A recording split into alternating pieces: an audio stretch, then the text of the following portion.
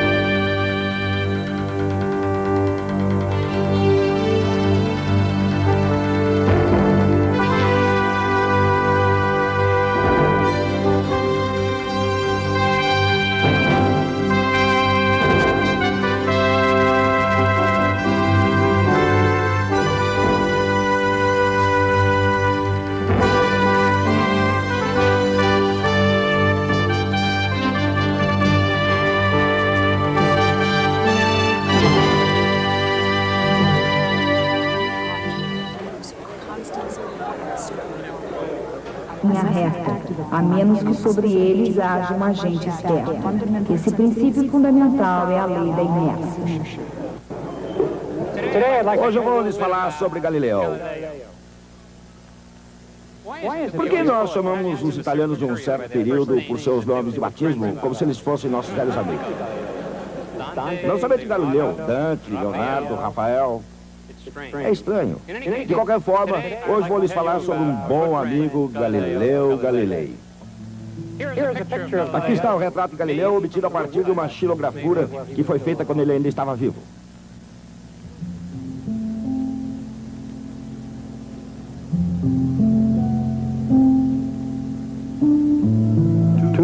Dois homens muito importantes nasceram em 1564. William Shakespeare, em Stratford, e Galileu Galilei, em Pisa. Galileu, inicialmente, dedicou-se ao estudo da medicina na Universidade de Pisa. Mas ele logo percebeu que medicina não era para ele. Quando descobriu que não havia um professor de matemática na universidade, ele saiu da escola de medicina. Aprendeu matemática por si mesmo, escreveu alguns artigos e começou a construir a reputação de estudioso. Em 1589, com a ajuda de um amigo influente, ele foi indicado professor de matemática. Na época, a universidade estava dominada pelos acadêmicos aristotélicos que viam pouco valor na matemática. Galileu considerou seus colegas aristotélicos como tolos e imediatamente teve problemas ao atormentá-los e ridicularizá-los. Tornou-se óbvio que quando seu contrato vencesse em 1592, ele não seria reindicado. Assim, quando lhe foi oferecida uma vaga na Universidade de Pádua, ele a aceitou sem hesitação. Em Pádua, dava aulas de geometria euclidiana, astronomia ptolomaica e mecânica aristotélica. Realizou célebres experiências sobre corpos em queda e planos inclinados.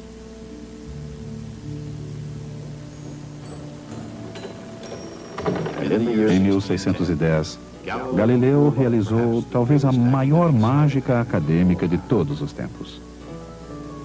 Um polidor de lentes holandês chamado Hans Lippershey descobriu um novo e impressionante instrumento, o telescópio. Galileu imediatamente descobriu como ele funcionava. Apresentou seu próprio projeto e construiu um telescópio que aumentava o tamanho da imagem aproximadamente 9 vezes.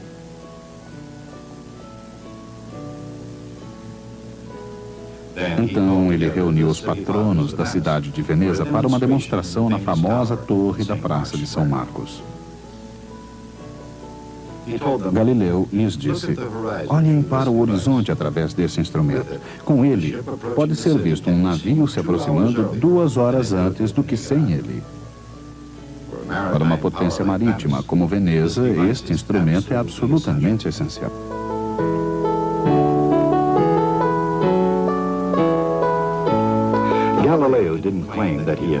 Galileu não reivindicou a invenção do telescópio, mas ele não se preocupou em dizer que não tinha sido ele.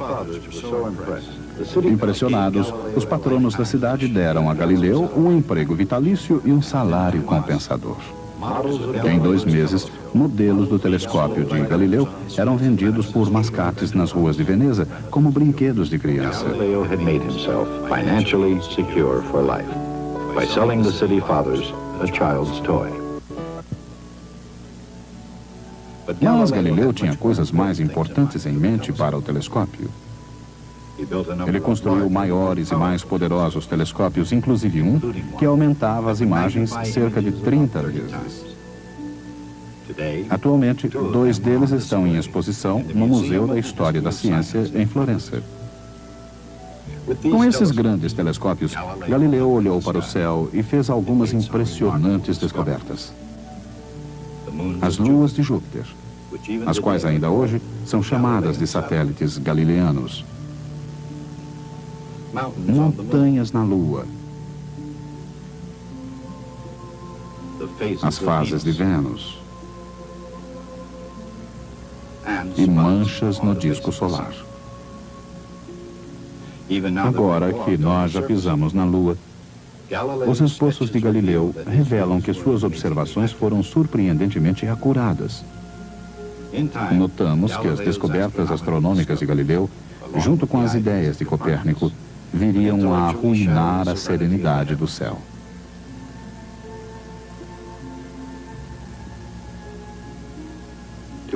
Qualquer um que ousasse olhar através do telescópio de Galileu veria o início do fim da visão aristotélica e ptolomaica do mundo e o começo de grandes problemas para Galileu Galilei.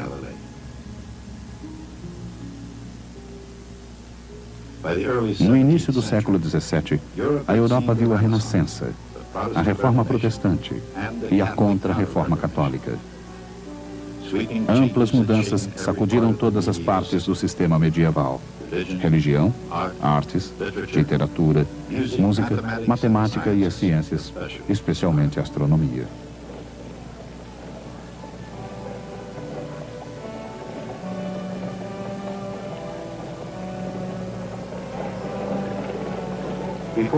Antes da Renascença, a mecânica de Aristóteles e o sistema de Ptolomeu das esferas celestes eram a lógica, a aceita e a incontestada estrutura natural do universo.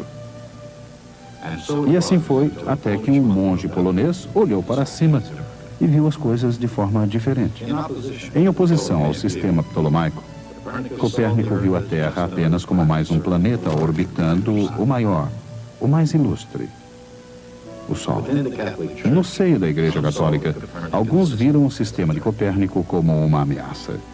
Ele parecia, como a própria heresia protestante, desafiar a autoridade absoluta do Vaticano. Contudo, a Igreja levou 75 anos para mostrar sua total desaprovação do sistema. E durante esse ínterim, a Igreja teve um problema muito mais próximo que o Sol. Católicos e protestantes estavam empenhados numa guerra pela própria alma da Europa. Copérnico, como Martim Lutero, desafiou a interpretação eclesiástica das Escrituras Sagradas. Mas o sistema de Copérnico também parecia desafiar o mais elementar bom senso.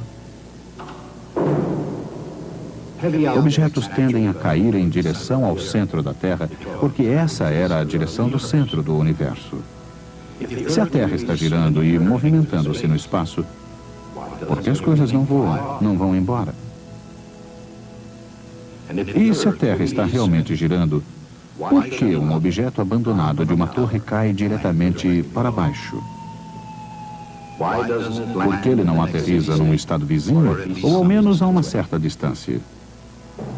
300 anos atrás, essas eram perguntas lógicas e inteligentes. E Galileu Galilei planejou descobrir as respostas. Galileu era, apesar de sua natureza independente, uma pessoa muito popular, geralmente respeitada e admirada. E para a Igreja, sua inteligência fê-lo um filho favorito. Sem dúvida, Galileu apreciou a atenção. Sua fome pela fama era enorme, mas sua sede por conhecimento e pela verdade era ainda maior. Cedo em sua carreira enquanto professor em Pádua, Galileu conseguiu firmar-se como um empreendedor acadêmico. Entre outras coisas, ele serviu de tutor a príncipes reais em disciplinas como magnetismo e matemática. Mas muito mais importante foi sua utilização do telescópio. Seu primeiro livro, O Mensageiro das Estrelas, revelava suas impressionantes observações. A publicação do O Mensageiro das Estrelas elevou Galileu a uma posição de reconhecimento em toda a Europa. Contudo, em certos círculos, suas descobertas não foram muito bem recebidas. Através de seu telescópio, Galileu tinha visto algo inimaginável, ou pelo menos indescritível, pelos seguidores de Ptolomeu. As luas de Júpiter pareciam provar que a Terra não era o centro de todos os movimentos celestes. Teria sido ele, em sua visão, a prova de que Copérnico estava correto. Contrariando Aristóteles e as doutrinas da Igreja, seria a Terra apenas outro planeta orbitando em torno do Sol? Se isso fosse verdade, a questão permaneceria. Por que as coisas não espiralam para fora? A antiga visão aristotélica era de que todas as coisas, por sua própria natureza, têm um lugar próprio para o qual querem retornar. Suas ideias de repouso absoluto e movimento absoluto pareciam confirmadas pelo bom senso. E baseada em experiências comuns do dia a dia, como poderia alguém adotar a ideia de uma Terra movendo-se no espaço? Era algo para Galileu criticar, o predominante ponto de vista aristotélico. Mas completamente diferente era mostrar como as coisas funcionariam no sistema planetário de Copérnico. Mesmo antes da invenção do telescópio, Galileu tinha se preparado para fazer exatamente isso. Para lançar as bases de seu trabalho sobre corpos em queda, ele tinha incansavelmente observado e cronometrado bolas rolando por planos inclinados. Essas experiências levaram-no a uma outra descoberta que seria conhecida como a lei da inércia. Galileu percebeu que uma bola, ao descer por um plano inclinado, rolava plano acima num outro plano inclinado, até atingir sua altura inicial, independentemente da inclinação deste segundo plano. Se o segundo plano fosse menos inclinado, a bola rolava mais longe, não parando enquanto não estivesse tão alto quanto estava no início. Quanto mais o segundo plano se aproximava da horizontal, mais a bola rolava. Assim, num plano perfeitamente horizontal, como uma superfície bem lisa, a bola nunca pararia. Ela se manteria em movimento para sempre. Esta foi a descoberta crucial que Galileu necessitava para explicar por que todas as coisas, incluindo seus críticos, podiam se manter em pé na superfície em rotação da Terra. Um corpo em movimento horizontal tende a manter-se naquele movimento para sempre. Tudo na superfície da Terra está em movimento horizontal exatamente com a mesma velocidade da superfície da Terra. Nem mesmo existe nenhum atrito para afetar o movimento do corpo, porque tudo se move junto. Com esse notável conceito, Galileu derrubou o antigo dogma aristotélico de que era natural todos os corpos entrarem em repouso. Embora o conceito de Galileu fosse brilhante, ele não era completamente acurado. Ainda influenciado pelo ideal platônico do movimento circular, Galileu pensou que um corpo em movimento continuaria para sempre, mas somente na direção horizontal, girando e girando, seguindo a superfície da Terra. Uma geração mais tarde, René Descartes ordenou todas as coisas, dando à lei da inércia sua forma final. Objetos em movimento não tendem por si só a entrar em repouso. Eles tendem a continuar da maneira em questão, até que algo interfira neles. Isto é mais fácil de se ver agora do que na época de Galileu. Hoje, poucos discordariam de que a Terra gira em torno do Sol e que o Sol se move em torno de algum ponto da galáxia, que se move sozinha num aglomerado de galáxias, todas viajando através da inimaginável vastidão do universo. Como o repouso se encaixa nesse grande esquema de coisas? Ele não se encaixa. Nada no universo entrará em repouso. Muito pelo contrário. Tudo e todos continuarão a se mover como estão, em linha reta e com velocidade constante, até que algo interaja com eles. Esse é o princípio da inércia. Ele é tão simples e tão profundo como nenhuma outra ideia que já tenha sido ponderada. Obviamente, objetos podem parecer estar em repouso, mas isso ocorre só porque eles estão no mesmo estado de movimento que o observador. Se um objeto está em repouso ou em movimento, depende exclusivamente do ponto de vista. Depende de o observador se mover com a mesma velocidade. Repouso absoluto não existe. Movimento absoluto não existe. Mesmo movimentando-se no espaço com uma velocidade incrível, relativamente à Lua, ao Sol ou a outro centro da galáxia, a tendência natural de qualquer objeto é manter seu estado de movimento. Nos dias de Galileu, esse era um conceito difícil de se aceitar. Para um aristotélico, o movimento de uma carroça requeria e tinha uma explicação lógica. A menos que algo a empurrasse ou puxasse, ela não se moveria. Assim, seu estado natural era o de repouso. Mas, para um observador moderno, um veículo em movimento não precisa de explicação. Esse objeto deslizante manter-se-á movimentando-se até que os freios ou algo o traga ao estado de repouso. E quanto a um objeto que não esteja se movimentando horizontalmente com a superfície da Terra? E quanto a um projétil lançado ao ar? Ou uma bola largada de uma torre? A Terra em rotação não deveria deixar a bola cadente para trás?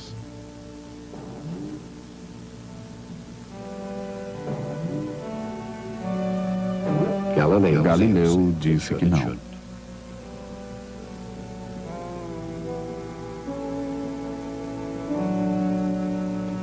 Ele disse que a bola deveria continuar a se mover horizontalmente com a Terra, mesmo quando ela cai verticalmente em direção à sua superfície. Na Renascença, esse conceito era difícil de se compreender. Portanto, Galileu apresentou a seus contemporâneos uma analogia. Ele pediu às pessoas que imaginassem uma bola caindo do alto do mastro de um navio em movimento. Para um marinheiro no convés, o mastro continuava parado. Ele deveria esperar que a bola caísse diretamente para baixo. Mas alguém em terra viria o navio e o mastro em movimento. Um observador aristotélico não teria dúvidas sobre o que devia acontecer. A bola deveria cair em direção ao centro da Terra, enquanto que o navio navegaria em frente. Aquele marinheiro veria a bola atingir a traseira do navio, ao invés de cair ao pé do mastro. A experiência provavelmente nunca foi realizada durante a vida de Galileu. Os resultados são exatamente o que ele predisse. A bola cai diretamente abaixo, perto do mastro, pois os dois objetos, bola e navio, compartilham do mesmo movimento inicial.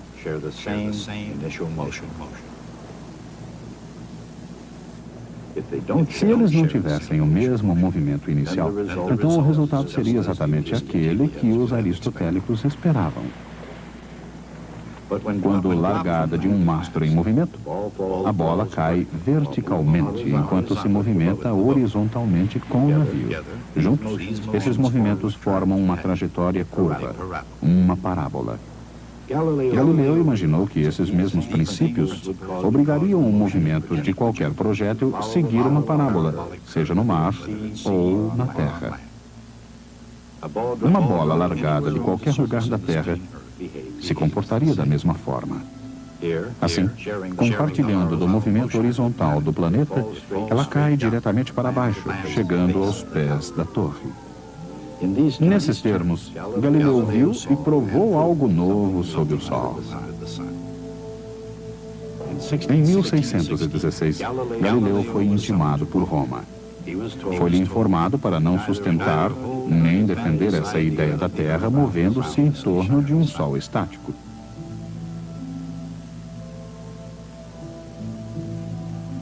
Sabendo que a Igreja oficialmente se opunha ao sistema de Copérnico, ele esperou pelo momento correto para convencê-los com suas ideias aristotélicas. Em 1623, Galileu achou que o momento tinha chegado. Seu amigo e protetor, o brilhante cardeal Matteo Barberini, tornou-se o Papa Urbano VIII. Para reforçar seu argumento, Galileu escreveu um livro, um diálogo no qual os personagens debatiam os sistemas de Aristóteles e de Copérnico. Como escritor, Galileu mostrou-se um hábil político. O personagem aristotélico debateu habilidosamente e foi declarado o vencedor, uma jogada para servir de defesa para Galileu contra o ensinamento das ideias de Copérnico. No entanto, como qualquer leitor podia facilmente verificar, os argumentos copernicanos eram muito mais sólidos. E talvez o pior de tudo, como esses argumentos foram escritos em italiano ao invés do latim, o povo italiano podia facilmente entendê-los. E no que tocava à Igreja, Galileu imaginou um personagem que era o defensor fictício de Aristóteles, que discursava com os mesmos argumentos usados pelo Papa. Esse personagem foi chamado Simplicione, ou Simplício. E talvez o mais condenatório de tudo era que o novo livro de Galileu desafiava a Igreja exatamente quando ela estava sendo desafiada por todos os lados. Galileu foi a julgamento em 1634.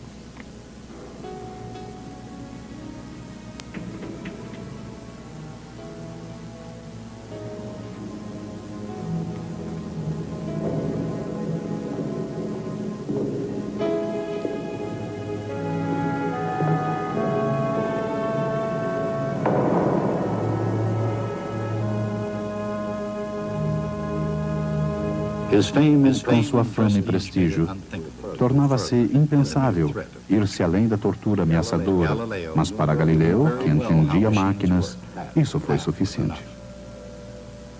Ele abjurou publicamente o sistema copernicano do movimento planetário.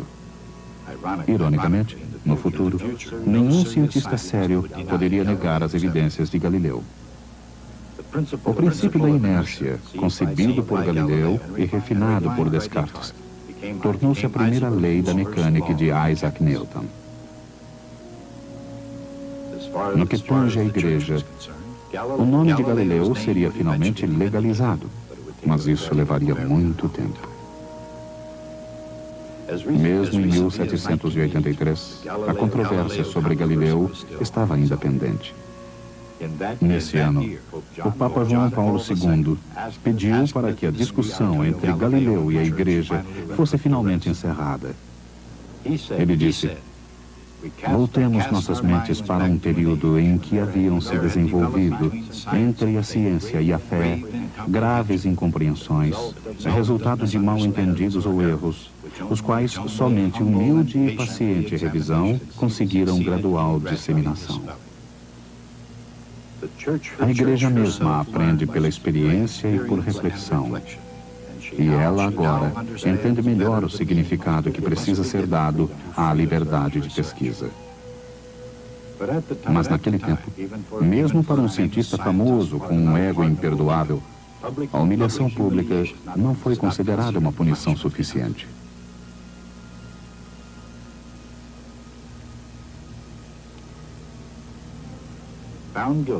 Considerado culpado apesar de sua famosa retratação, Galileu passou os restantes 8 anos de sua vida sob prisão domiciliar em sua propriedade, perto de Florença.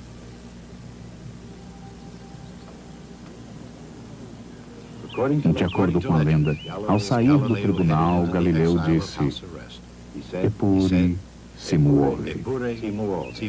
No entanto, ela se move.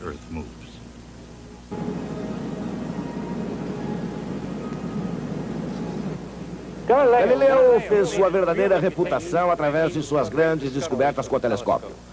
Antes disso, ele era conhecido apenas de alguns peritos. Depois dele, tornou-se famoso por toda a Europa. Ele sabia que a igreja estava incorrendo em um erro terrível ao voltar as costas a Copérnico. Mas a igreja, sob pressão dos reformadores, endureceu sua posição, atendo-se a interpretar literalmente as escrituras. Galileu era ingênuo e arrogante.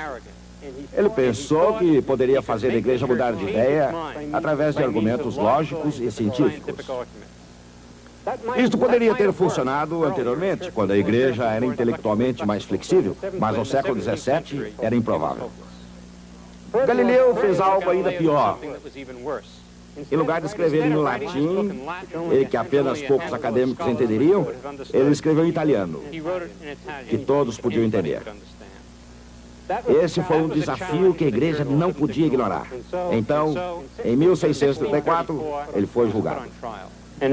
Apesar de publicamente abjurar seus pontos de vista copernicanos, ele foi obrigado a passar os últimos anos de sua vida sob prisão domiciliar em sua propriedade Arcetri, perto de Florença. Quando ele morreu, seu corpo foi sepultado numa catedral, na Igreja da Sagrada Cruz, em Florença. Isto é, a maior parte de seu corpo foi sepultada lá. Eu gosto de pensar que Galileu foi um desafiante até o fim. Um de seus dedos está exposto no Museu de História da Ciência. Até a próxima vez. Oculto na lei da inércia está o fato de que todos os movimentos são relativos. Estar um corpo em movimento ou em repouso depende estritamente do ponto de vista do observador.